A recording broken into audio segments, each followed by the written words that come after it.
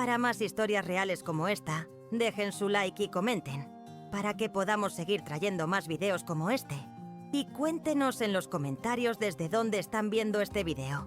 Disfruten de esta historia basada en hechos reales. Hola, me llamo Isabela, y esta es mi historia de vida. El aire en el pueblo era pesado, no por el polvo de las calles de tierra, sino por una opresión silenciosa que se filtraba en cada rincón de las casas de adobe, especialmente en la mía. Yo tenía apenas 15 años, y el sol abrasador del México rural, alrededor de 1975, castigaba mi piel ya marcada, mientras arrastraba mis pies descalzos por la plantación de maíz, sintiendo el calor árido del suelo bajo las plantas de mis pies. Mis manos, ya encallecidas por el trabajo que parecía no tener fin, apretaban las mazorcas secas, tratando de extraer de ellas algún alivio para el dolor que no venía del cansancio, sino de un lugar mucho más profundo. El paisaje bucólico, con sus imponentes cactus y montañas lejanas, contrastaba brutalmente con la tormenta que rugía dentro de mí. El sonido seco del golpe aún resonaba en mis oídos. La bofetada de mi padrastro, dada unas pocas horas antes, dejaba un rastro de vergüenza y ardor en mi rostro y en mi alma. Trataba de mantener la cabeza baja, mi cabello oscuro y enmarañado cayendo sobre mi cara, sirviendo como una cortina para esconder el moretón que comenzaba a aparecer en mi mejilla. Mi ropa, un vestido de algodón descolorido y remendado, colgaba flojo en mi cuerpo delgado, una extensión de mi existencia. Cada fibra de mí clamaba por invisibilidad, por desaparecer en aquel vasto campo donde lo único que importaba era la cosecha. Era una niña, sí, pero la infancia me había sido arrebatada mucho antes de que pudiera siquiera comprenderla.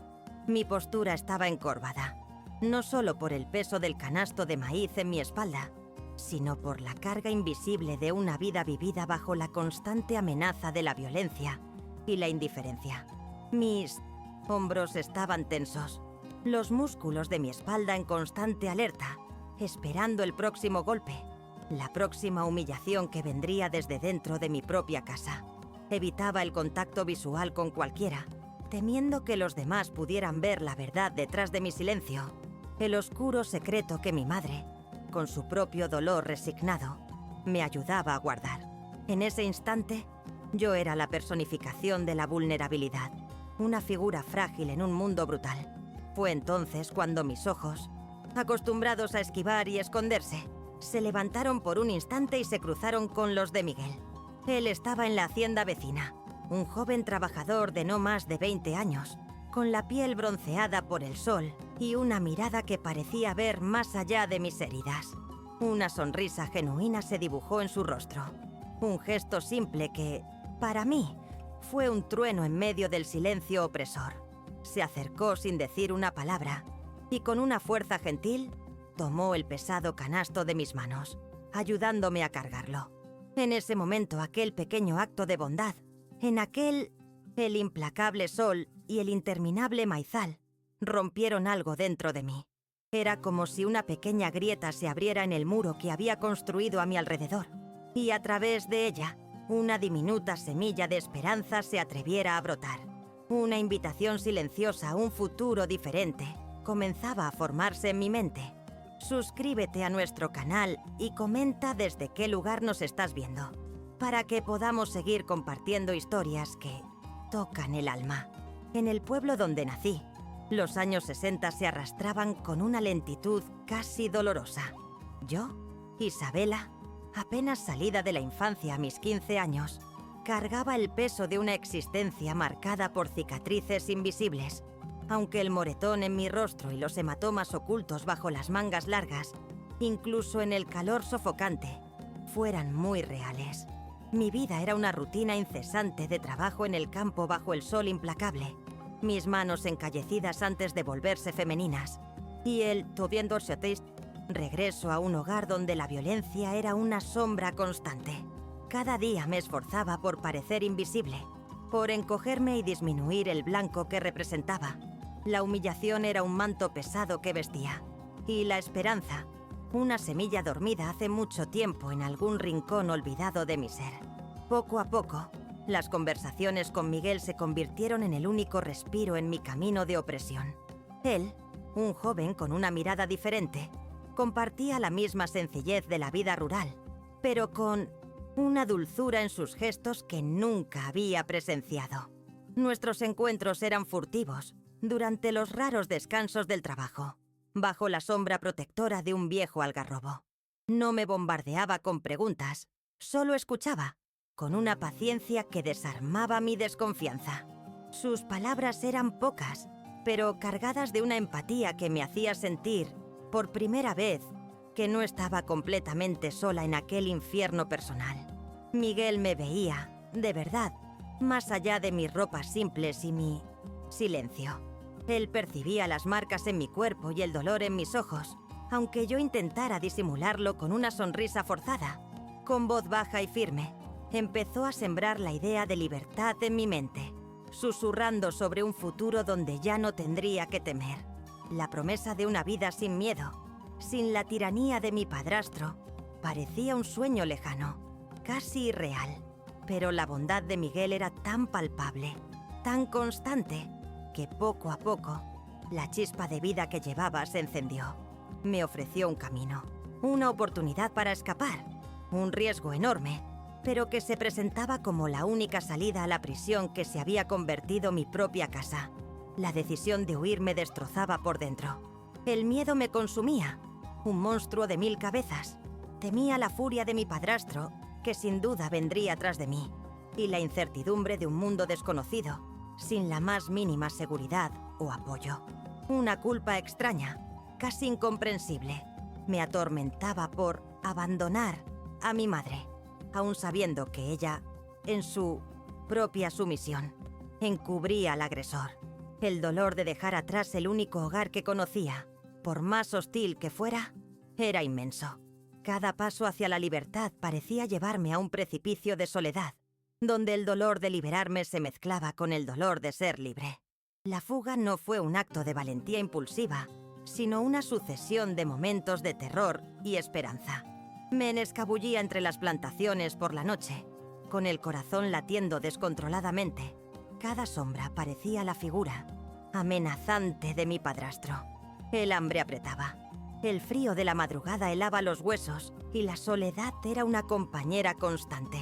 Las críticas sociales, aunque a la distancia, me perseguían.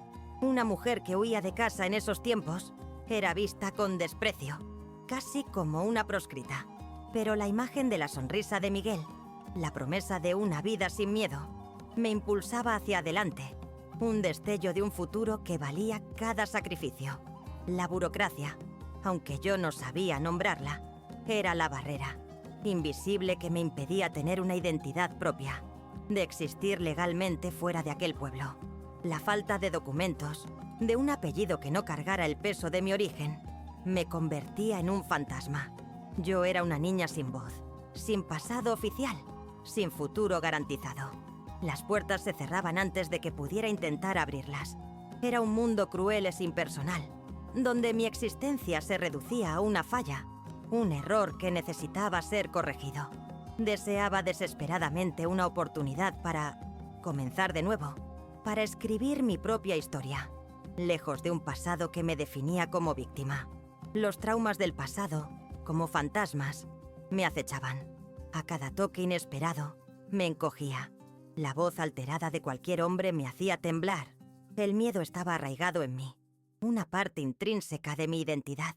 Necesitaba desaprender el miedo, reaprender a confiar.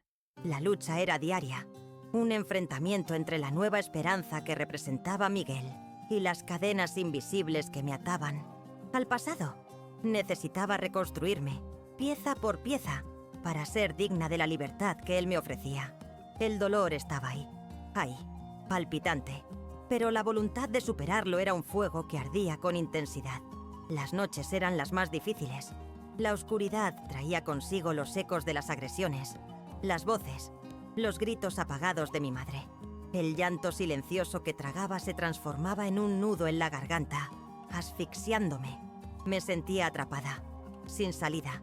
A cada paso lejos del pueblo, sensación de abandono de mi madre era un peso inmenso. Sabía que ella era cómplice, pero la imagen de su propio dolor y resignación me desgarraba. Era como si estuviera cortando un lazo, aunque ese lazo estuviera hecho de sufrimiento. La culpa era un fardo silencioso que cargaba en mi camino. La conexión con Miguel se profundizaba con cada intercambio de miradas, con cada palabra dicha en secreto. Él no me veía como la Isabela herida, sino como la mujer fuerte que estaba destinada a ser. Su presencia era un puerto seguro en medio de la tormenta que era mi vida. Me contaba sobre sus sueños, sobre la vida simple, pero digna, que anhelaba construir. Y yo, por primera vez, me permitía soñar también. Con cada conversación, la tensión de mi alma disminuía, y una quietud hasta entonces desconocida comenzaba a instalarse. El vínculo entre nosotros se fortalecía, hecho de respeto mutuo y de una comprensión silenciosa pero profunda. Cada día que pasaba, la tensión entre el deseo de libertad y el miedo a lo desconocido aumentaba. Estaba en un limbo, ni totalmente libre, ni completamente atrapada. La nostalgia por lo que nunca tuve en mi hogar, la inocencia robada, la infancia negada, me perseguían. Pero la presencia de Miguel, su persistencia gentil, su fe inquebrantable en mi potencial me daba fuerzas para seguir. Sentía que caminaba sobre una cuerda floja, con el abismo del pasado a un lado y el futuro incierto al otro. Pero el rostro de Miguel, su voz suave, era mi punto de equilibrio. Él era el ancla que nunca supe que necesitaba. Con cada paso que daba lejos de mi vida antigua, la esperanza se volvía más concreta. Comencé a imaginar una vida con Miguel. Una casa pequeña, pero llena de amor y risas, algo que nunca había experimentado.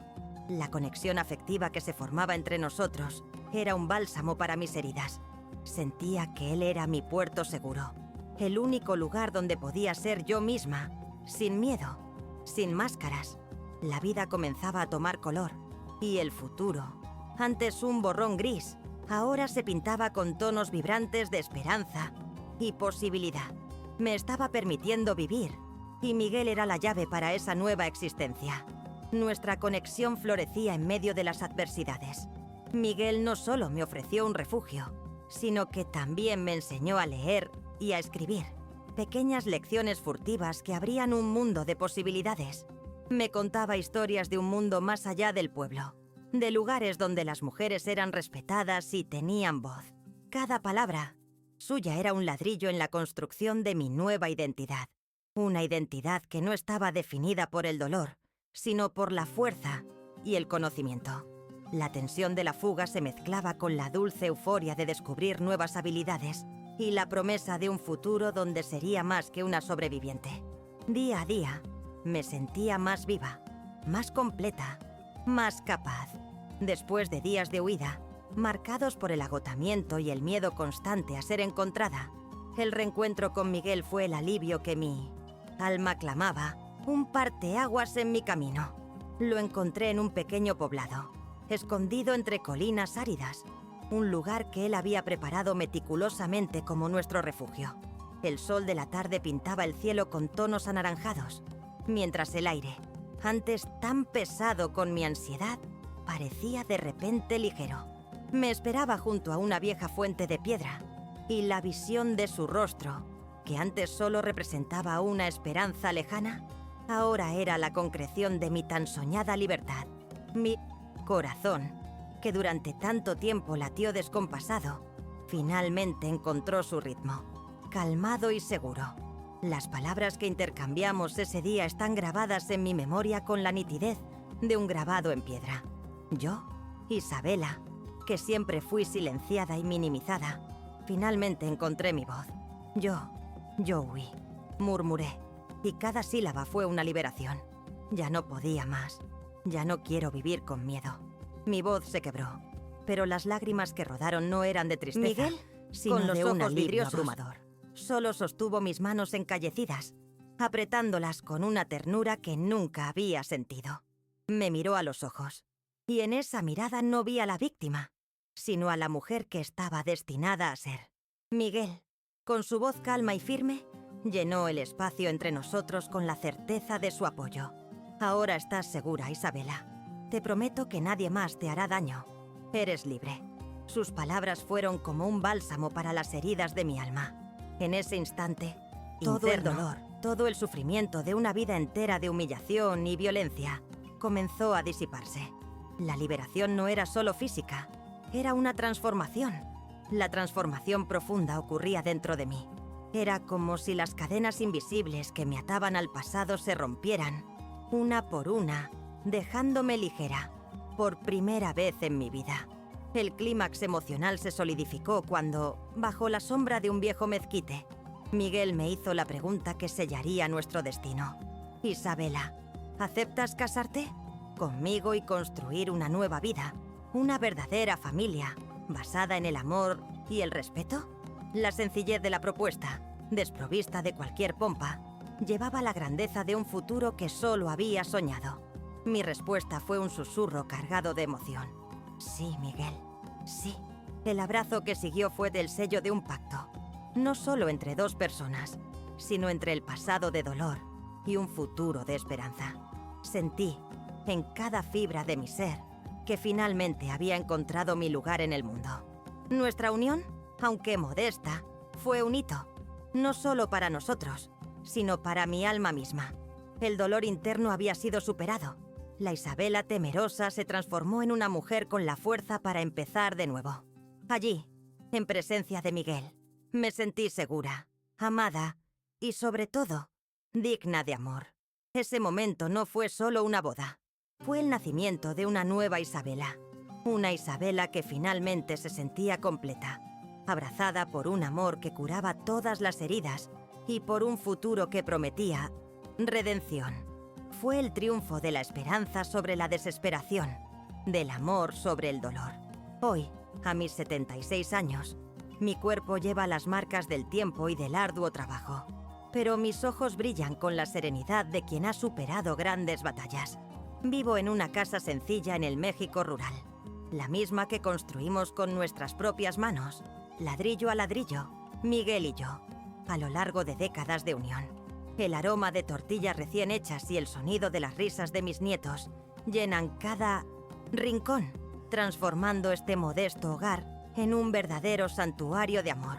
Me siento en la mecedora, en el porche, observando el atardecer pintar el cielo de naranja y morado, y cada tono me recuerda la belleza de la resiliencia y la reconstrucción que ha sido mi vida. Cuento mi historia a mis hijos y nietos, no con el peso del lamento, sino con la ligereza de la superación. Se reúnen a mi alrededor, absortos en mis palabras, y veo en sus ojos la comprensión de la profundidad de mi recorrido. Explico que la familia que Miguel y yo construimos, basada en el amor y el respeto mutuo, es la prueba viva de que es posible florecer incluso después de las mayores tormentas. Mi voz, antes tan silenciada, ahora es un río caudaloso que narra la fuerza indomable del espíritu humano, mostrando que la felicidad puede encontrarse y que las familias pueden reconstruirse, ladrillo a ladrillo, cariño a cariño. Mi filosofía de vida es simple, pero profunda. El coraje de romper ciclos de violencia y la búsqueda de un amor verdadero son las llaves para una vida plena y feliz. Les muestro que la superación y la conexión humana son el verdadero núcleo de cualquier existencia, y que la resiliencia no es solo sobrevivir, sino florecer. El mensaje que transmito es que los milagros existen, no como eventos sobrenaturales, sino como la capacidad humana de levantarse, transformar el dolor en fuerza y construir un legado de bondad y afecto para las generaciones futuras.